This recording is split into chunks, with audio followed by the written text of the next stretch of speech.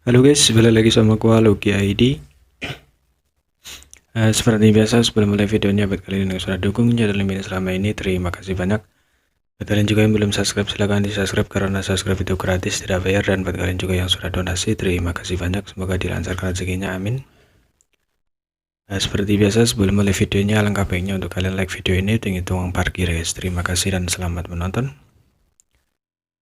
Kita bacain novel Murder Back chapter 5844. Di sini ceritakan penglihatan Monaya menjadi gelap saat dia hampir mati karena marah. Sungai ruang waktu bergetar dan ombak bergulung-gulung. Jelas pejuang laut yang terperangkap di dalam sedang berjuang untuk membebaskan diri. Jelas pejuang laut yang terperangkap di dalam sedang berjuang untuk membebaskan diri, tetapi dengan metode yang saat ini, dengan satu-satunya pejuang laut yang terperangkap di dalam, bagaimana dia bisa membiarkan ini terjadi? Tidak mengejar, Yangga melihat ke arah Master Klan Tinta. Matanya berkedip. Orang-orang ini cukup berhati-hati. Sepertinya mereka takut dia akan membunuh mereka. Sejak itu terjadi, dengan satu pemikiran sosok Yangga melintas dan menghilang ke sungai ruang waktu.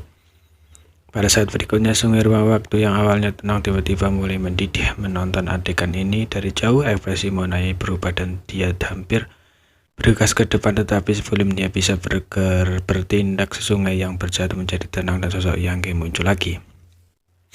Di tangannya ada pistol Royal yang tengah-tengah dan memiliki vitalitas yang lemah. Tuan pistol Royal ini telah terluka parah dalam pertempuran garis depan melawan Orde ke-8 ras manusia.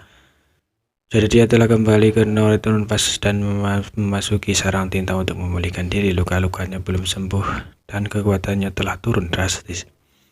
Sekarang dia telah jatuh ke sungai ruang waktu. Akan mudah bagi Yangga untuk menaklukkannya. Memegang pistol laut di tangannya, Yangga menatap dingin pada para Master Klan Tinta yang menatapnya dari jauh dan perlahan mengerahkan kekuatannya.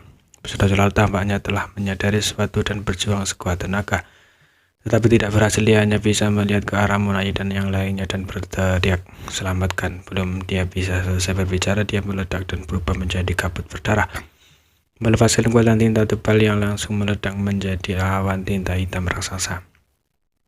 Yangga mengendus ringan dan menepuk tangannya. Di sisi yang berlawanan, kelompok pistol laut menatap Yangga dengan mata merah. Monaya dan Moyo juga memasang ekspresi marah di wajah mereka. Provokasi berulang Yangga telah menyebabkan mereka meledak, tetapi mereka tidak berdaya untuk melakukan apapun. Dalam pertempuran terakhir, kekuatan Yangga sudah terbukti. Klan Tinta telah mengumpulkan 2 Royal dan lusinan Raja Semu, tetapi mereka masih tidak bisa membunuh orang ini dan hanya bisa mengusirnya. Bahkan jika mereka bertarung lagi sekarang, mereka mungkin tidak akan mendapatkan banyak keuntungan. Dapat dikatakan bahwa Yangga yang telah menembus Orde ke-9 dan memiliki tubuh naga ilahi sekarang memiliki keunggulan mutlak atas Klan Tinta. Setelah membunuh pistol laut, Yangga tidak segera pergi. Sebagai gantinya, dia menatap Monaya dan Moyo dengan penuh minat dan bertanya siapa yang bertanggung jawab sekarang. Monaya dan Moyo keduanya tetap diam. Mata mereka muram seolah-olah mereka tidak bisa diganggu dengan diam. Yangga mencibir. Pertumpahan darah antara ras manusia dan Klan Tinta ini sedalam laut benar-benar tidak dapat didamaikan. Jika kamu ingin bertahun-tahun, berapa banyak ras manusia yang mati di bawah tangan penguasa Klan Tinta milikmu? Hanya baru saja membunuh Raja Semu. Mengapa melakukan tindakan seperti itu? Apakah kamu tidak mau membayar harganya? Kamu membunuh satu, ada total 8 pistol di E5 domain yang mati di tanganmu. Ketika Monaya memikirkan hal ini, hatinya berdarah. Jika bukan karena pistol laut yang tersisa melarikan diri dengan cepat setelah melihat situasinya berubah menjadi buruk, mereka akan dimusnahkan olehmu cepat atau lambat. Mengambil nafas dalam untuk memenangkan amarahnya, Monaya menggertakkan giginya dan bertanya, apa yang ingin kamu lakukan? Mengapa kamu tidak memberitahu kita? Dia tahu bahwa keputusan Yangga untuk maju atau mundur jelas merupakan sebuah skema. Jadi daripada membuang waktu menatapnya, dia mungkin juga menjelaskannya. Yangga menatapnya dengan heran. Klan Tinta sekarang di bawah kendalimu. Pemerintahan Moyo telah digulingkan olehmu. Kemudian dia menoleh ke Moyo. Kamu adalah seorang raja tua. Bahkan jika Monaya menjadi seorang raja, dia masih seorang junior. Bagaimana kamu bisa membiarkan cepat berdebat dengan Monaya? Dengan cepat menyingkir. Sisi Klan Tinta sudah lama membuat persiapan. Mereka hampir 20 dari pistol laut. Mereka terbang dan berdiri di samping Monaya. menghalangi gerbang domain. Saat kemudian Yangke selesai menghitung persediaan dan menyimpannya.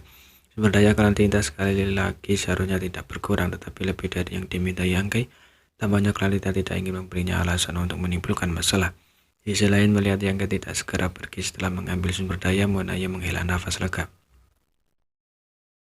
Meskipun Yangke telah minggir dan dia telah memimpin sekelompok pesuruh laut untuk menjaga gerbang domain, masih ada jalan rahasia yang menghubungkan 3000 dunia dan Battlefleet. Yangke bisa kembali ke tanpa menggunakan gerbang domain, tetapi jika dia pergi sekarang, klan tinta benar-benar tidak akan bisa menghentikannya.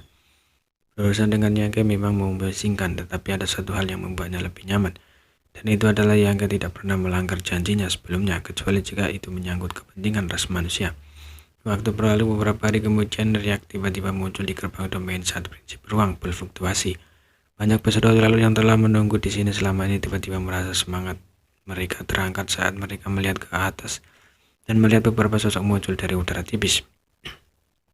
Ada beberapa dari mereka, total 11 dari mereka masing-masing memancarkan aura yang kuat, semuanya peserta laut.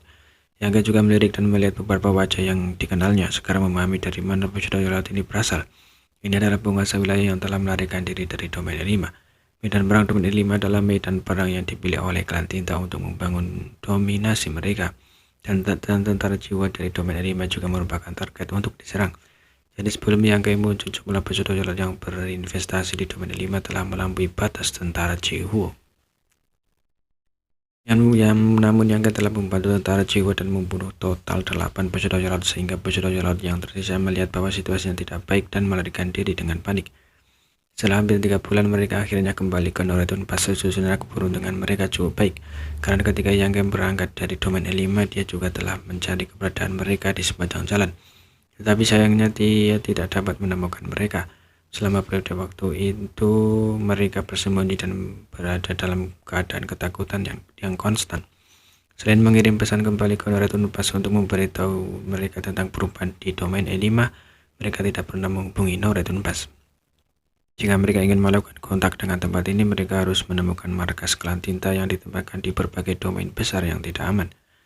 Pada saat itu, setelah kembali ke Noreton Pass, mereka tiba-tiba melihat sekelompok master klan tinta menunggu di gerbang domain. Bahkan Monaya ada di antara mereka, menyebabkan kelompok pesuruh laut menjadi bingung, tidak tahu apa yang sedang terjadi.